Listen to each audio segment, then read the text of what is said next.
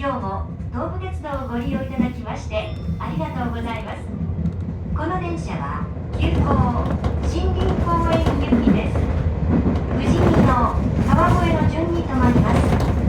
川越から先は終点の森林公園まで各駅に停まります。次は富士見のです。富士見の次は川越に停まります。途中通過する上福岡、新名市の各駅をご利用のお客様はお乗り換えください。東武鉄道からのお願いです。駆け込み乗車は非常に危険です。つまずいたり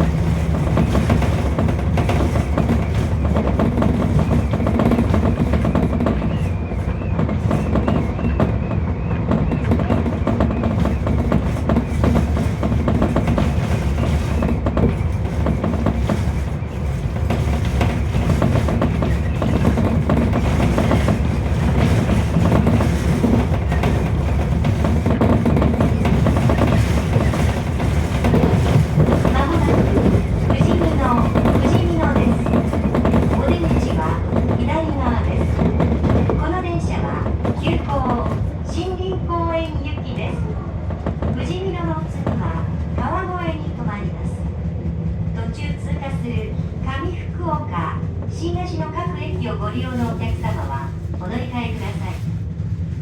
後ほど、3機用のお客様、出口発車10級川越行きへ乗り換えください。